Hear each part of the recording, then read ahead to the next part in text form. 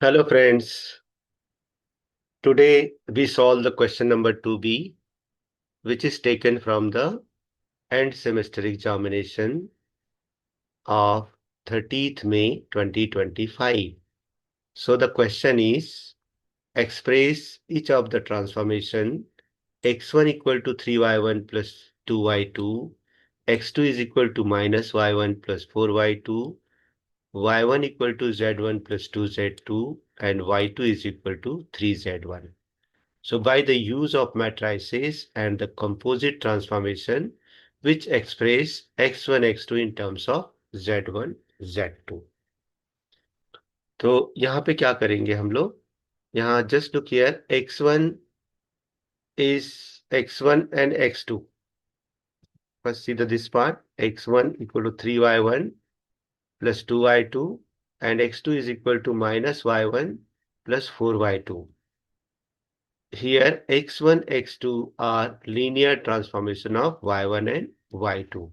And similarly, if we see these two equations, so y1 and y2 are represented in terms of z1 and z2. So we can say that y1 और y2 दोनों z1 z2 के linear transformation है और x जो है y का linear transformation है, right?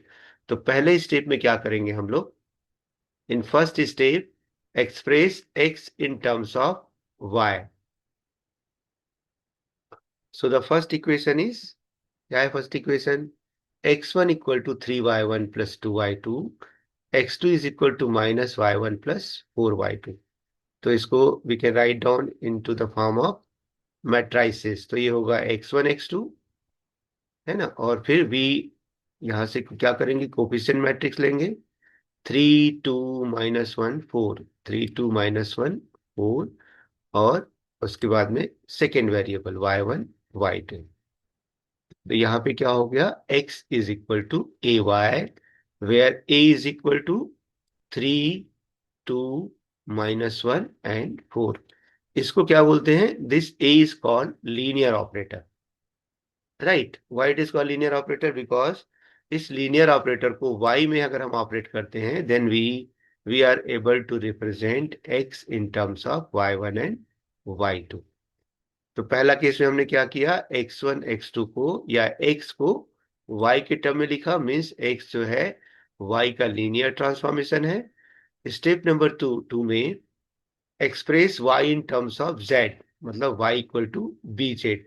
तो यहाँ पे y1 equal to z1 plus 2z2 और y2 is equal to 3z1. तो इसको हम लोग क्या कर सकते हैं? 0 इंटू z2 कर सकते हैं. ओके, सो इसको लीनियर ट्रांसफॉर्मेशन के फॉर्म में लिखेंगे y1 y2 which is equal to coefficient matrix, तो 1 2 3 and 0 and z1 z2. So y is equal to bz, where b is a linear operator, 1 2 3 and 0. So this is the step number 2. Now the step number 3, since x is linear transformation of y, right, but y is a linear transformation of z, so we will put the value of y as bz. y की value क्या है? bz है, तो यहां से y की value bz put करते हैं और उसके बाद में ये a b को हम लोग एक साथ लेते हैं और z को बाहर लेते हैं. तो अब ए बी क्या है? अभी हमें ए बी की वैल्यू फाइंड करनी है. तो A B is equal to 3 2 -1 4 and the value of b is equal to 1320. 1320. Now we will multiply these two matrices. इस दोनों को मल्टीप्लाई करेंगे. तो मल्टीप्लाई करने के लिए क्या करते हैं? इसका रो और इसकी कॉलम दोनों बराबर है क्या चेक करते हैं. बराबर है तो we are able to multiply it. तो कैसे मल्टीप्लाई करेंगे? 3 × 1 प्लस 2 × 3, 3 × 1 प्लस 2 × 3. फिर सेकेंड 3 × 2 प्लस 3 × 0. ये सेकेंड वाला हो गया 3 × 2 + 2 × 0। फिर वैसे ही दूसरे रो से ये पहला कॉलम और दूसरे कॉलम को मल्टीप्लाई करेंगे तो -1 × 1 +4 × 3, -1 × 1 +4 × 3, and then -1 × 2, -1 × 2 +4 × 0। ओके, तो अगर इसको हम फिर से सिंप्लीफाई करें तो ये 3 × 1 3 हो गया, 3 और 2 × 3 6 हो गया। सो 3 + 6 = 9। यहाँ पे 3 × 6 हो जाएगा बिकॉज ये 0 हो गया। सो 3 × 2 इज 6, 6 हो गया। Then -1 × -1 is -1 +12। तो -1 + 12 इज 11, and -1 × 2 is -2 + 0, so -2.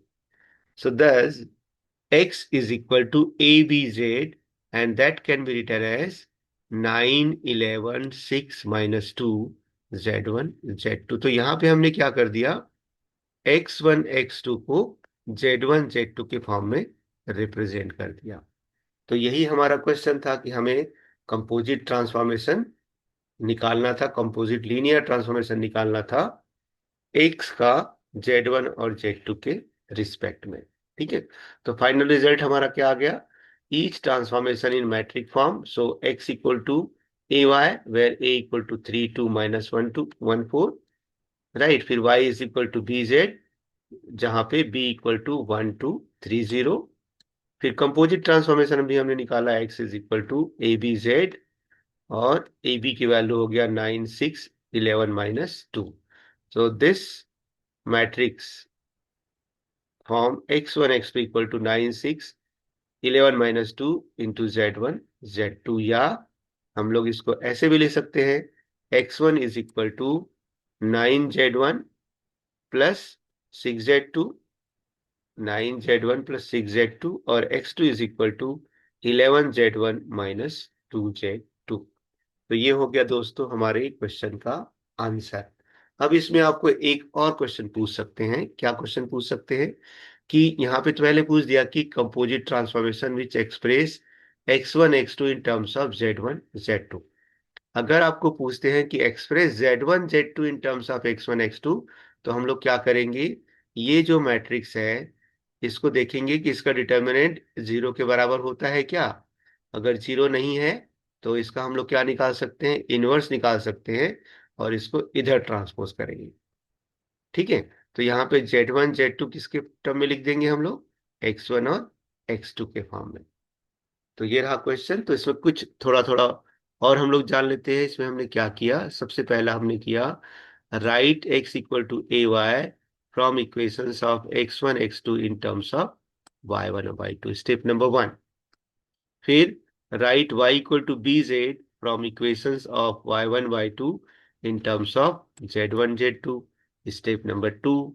और उसके बाद में कंपोजिट ट्रांसफॉर्मेशन x = AY और y की वैल्यू है BZ, सो x = ABZ।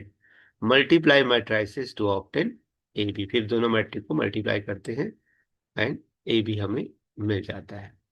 ठीक है, तो इस तरह से दोस्तों आपको ये क्वेश्चन सॉल्व करना है। Thank you.